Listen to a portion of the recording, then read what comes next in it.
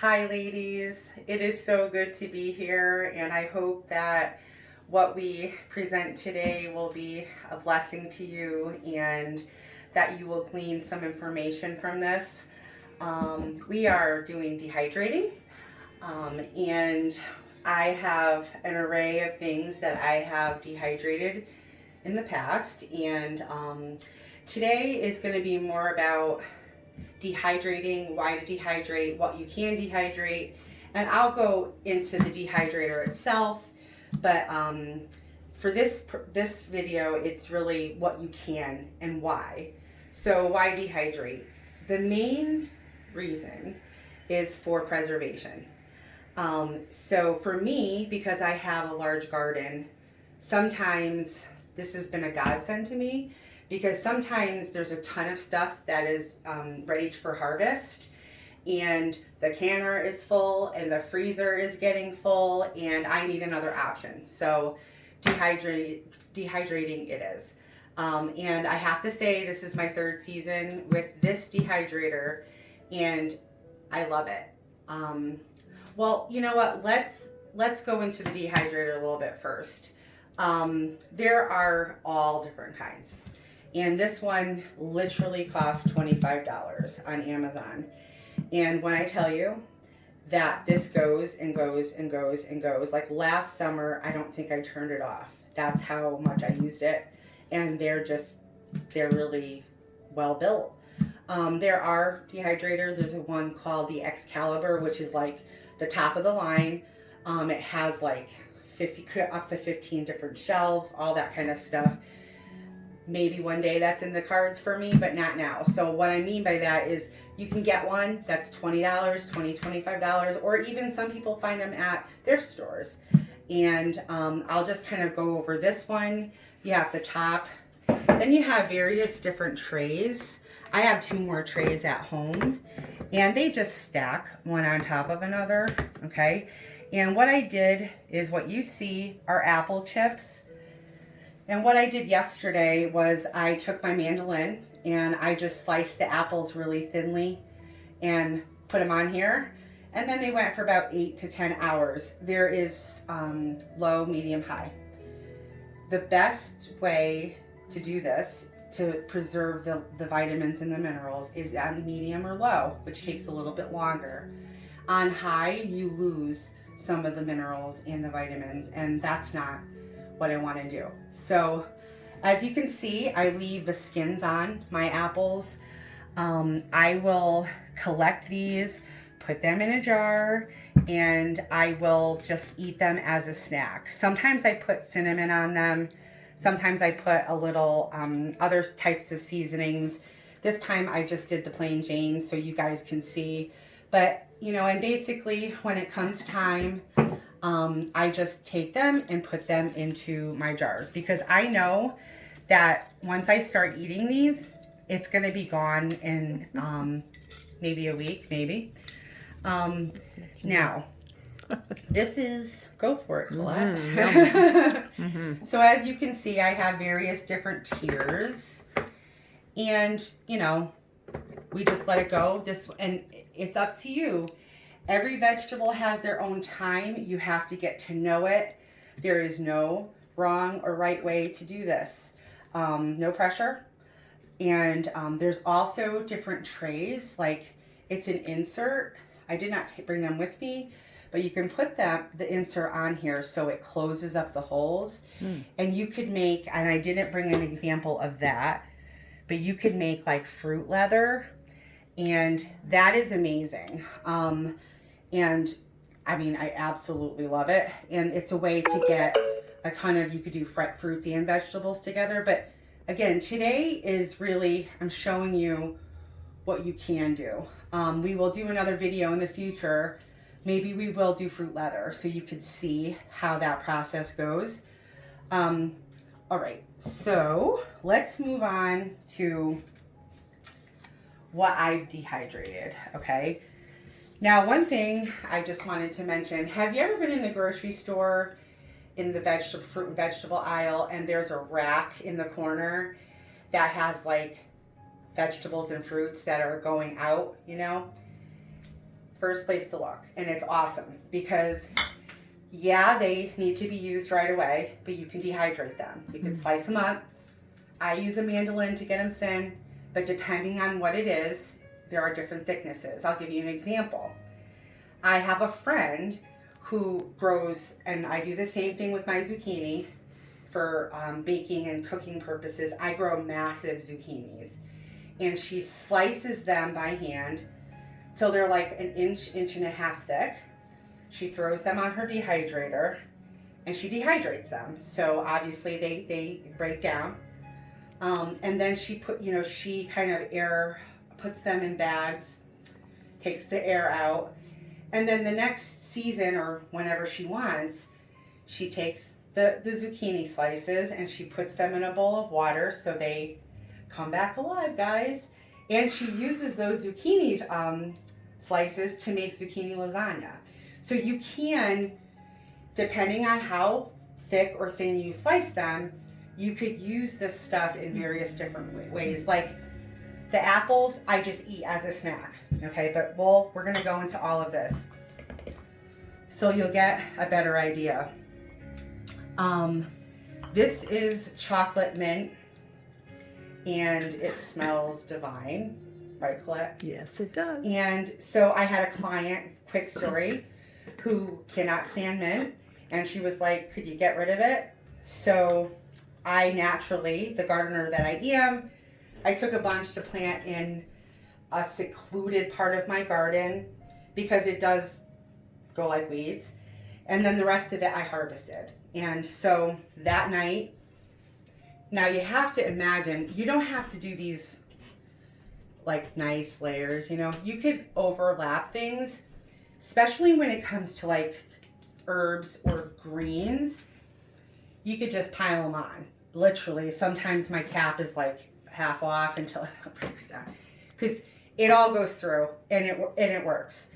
So I have, this is, I think I have like 4 or 5 jars. This is my last jar because I love mint tea. So that's one of the ways. Speaking of the rack at the grocery store, this is probably a couple months ago. They had a bag of mangoes that were going, they like tomorrow they wouldn't be good type of thing. So the bag of them was literally 60 cents. I bought them all, and then I sliced them up and put them on the dehydrator. And this I had to hide from my family. So there's like 6 jars. This is my last jar. Mango, very good. Excuse me. Okay. These are grapefruit and oranges. Wow, all right. That's cool. And I use these for various different purposes for my tea. Sometimes I do lemon and I do grapefruit too. So I'll take these and throw it in my hot tea, and they come back alive, and you can taste the hint of oranges.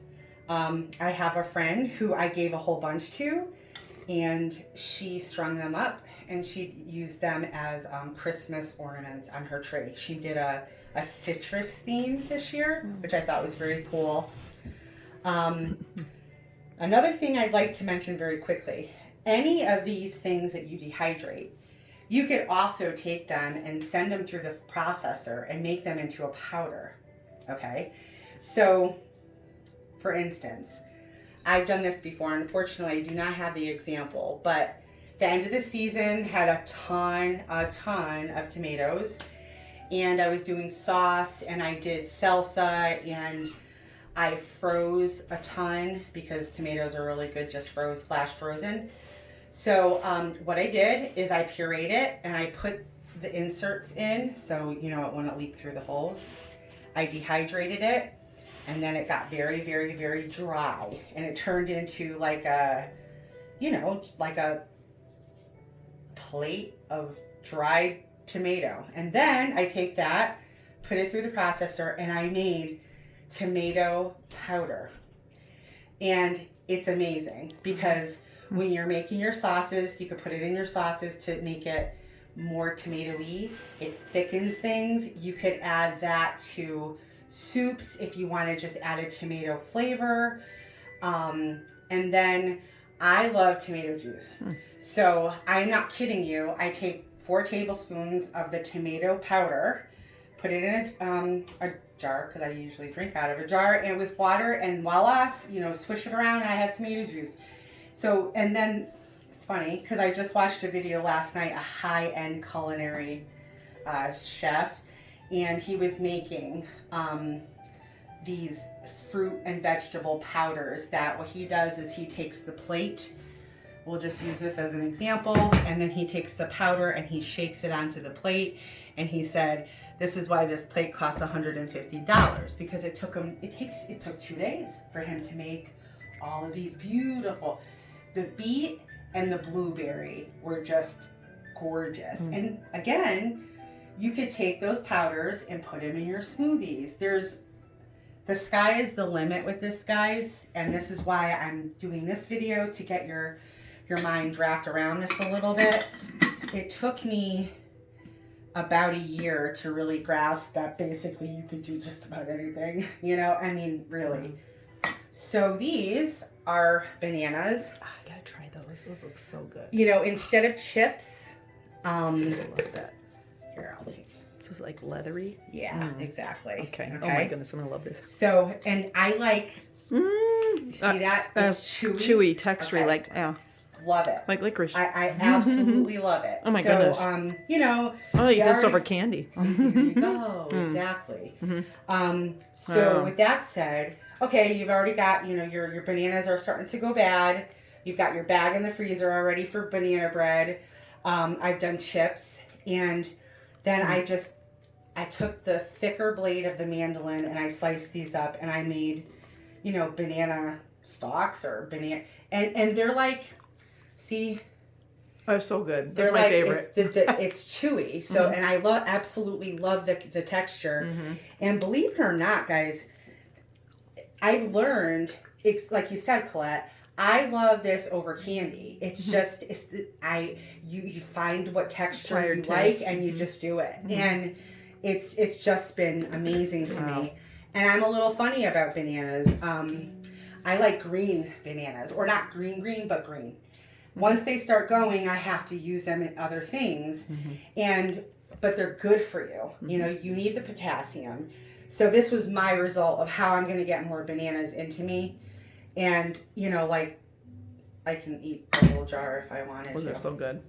Okay, so this is a mix of what you can see is green. Okay, now this is the amazing part, all right? So, in the summertime, when my garden is growing and I am harvesting and it gets to the end of the season, or I pulled a beet, I pulled a turnip, and now I have these greens, okay? So, sometimes I cut the greens off and put them in the freezer, and that will be for soup stock. And sometimes I dehydrate them. So in this jar right here is turnip greens, beet greens, radish greens. These are all things that are edible and completely like superfoods. The vitamins and the minerals are like over the top bitter, just like kale could be a little bitter. So I make it into this. Then, and this is how I hide things and just what I cook sometimes. So say if I'm making a meatloaf, okay, I will take a bunch of this. I'll add a little water to it before I put it in, and get it nice and soft, and then I add that to the meatloaf. You're adding a ton of vitamins and minerals to that. I put it in soups and stews. Sometimes I throw it in my smoothies, and you just have all of that goodness. I'm all about no waste, so I try not to waste as much as possible. If it's not going into the compost bin or in a freezer bag for soups, soup stocks, then I'm gonna dehydrate it. And there you go. Here's another one, which this is called beet greens and stocks. Okay, and this is what I did. So you see? Beets, yeah. All right, I gotta try that. That one's probably a little more bitter. Yeah. But with that said, again, I take these and I put it into soups, stews, or what have you. Okay, Now, the funny thing is that sometimes people will season them and I can eat see them. why. Yeah. Okay, I mean, right? this has like a sweet, salty. Yeah. Exactly. Mm-hmm. So you could do that. You could season them. Obviously, there's beef jerky, you know. I love beets. I made eggplant jerky, which went over amazingly. I marinated them in soy, tamari, and Brad's liquid aminos. They marinated for 48 hours, and then I put them on here, and it made it into like leather. And it was like, you know, like you would, if I didn't tell you that you were eating eggplant, you would think that you were eating beef. Oh. Yeah, that went over really, really, really well, and we ate it very quickly. Mm-hmm. Okay, so this is my jar of garlic chives, and in the beginning of the season, it was full up to here.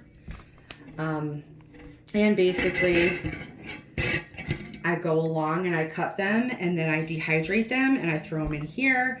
And then if I'm making soup, stews, meatballs, meatloaf, take a handful. A lot of times it already has enough moisture, so you could just throw it in dry, and, you know, as it cooks, it gets more moist. But, you know, all of this stuff is just like full of vitamins and minerals. And so especially, it took me a very long time to wrap my mind around like the greens, you know. And once I figured out or found out how good they are for us, I was like, okay, I have to figure out a way to get them into my diet. Sometimes I eat them in a salad, but again, I'm not too crazy about the bitterness of things. But I know that I still have to consume it because it's good for me. So this was my solution. And that's about it for today. Again, these are all the examples of what you can do in dehydrating. And I hope you learned something today, and I hope I encouraged you to go out and get a dehydrator and try it for yourself, even if it's making fruit leather for your kids or snacks for, you know, your husband or what have you, or yourself. And that's about it. So I thank you, and I thank Colette. I have a question. Oh, Colette has a question. I have a What is your question, Colette? So, my kids like to cook with sun-dried tomatoes. So when you said tomatoes doing this, so because they're watery, Yep. you know, the watery, so Yep. that still works good on here? Absolutely. You would take the tomatoes and you would... Would you split it, or what would you do? You can do both, depending on the size. If it was a large one, you would split it. If we're talking grape size, just throw it in. And that's going to take a lot longer. And you stop it when you get to the consistency that you like. So you don't have to go, like, I'll give you an example. This is the end of an apple, and I couldn't quite get it that thin. Plus, that's why I'm wearing a glove, guys, because I cut myself with the mandolin. It's deadly. You have to be very careful. So, see how this is? But I'll eat this. That's the thing. I like the chewiness. I like that. This is what you would do for a tomato, like for sun-dried. And then, once it's to the consistency and size that you like for the tomatoes, you would take those and put them in a jar with a little bit of olive oil and seasoning. Okay? You could marinate them before and after, but you're going to have to do at least after, once they go through the process, because it does lose some taste. They need to get softened, yeah. Any other questions, Colette? Oh, that was it. And then there's how many layers? 1, 2, 3, 4, 5, 6. That's 5. It's a 5 layer. No, I actually have 8. This one has 8. That's what I was going to say. But I don't have all of them on. So do they right vary? now. Do they come in varying sizes? Or most of them come with 5 or 6 layers. Okay. So you don't have to, like, say you only have 3 layers, then you would just take those off you and can just do one. Do as many as you want. Again, the length of time, you have to. Every fruit, every vegetable is different. The size, the width, and you just have to play with it. And again, don't think that you're doing anything wrong. You know, you're always trying to figure, like, I have to figure out consistencies of what I like, because it could be different for you than for me. Does it come with a timetable though? Like, yeah, the book does. Okay. But I mean, really, it's. I don't think I've ever dehydrated anything under 6 hours. So it's usually 8, 10, 12 oranges. took about 24 hours, these, because of the thickness. Yeah, and they're very, just so happens they were very, very juicy. You know, actually I started them on the inserts. Then when they got to be mostly dry, I took them off of the insert, put them right on the rack because more air can get to them and they can dehydrate quicker. Right? Alrighty? Cool. Awesome. All right, ladies. So I hope you learned something and have a blessed day, and I'll see you next time. Bye.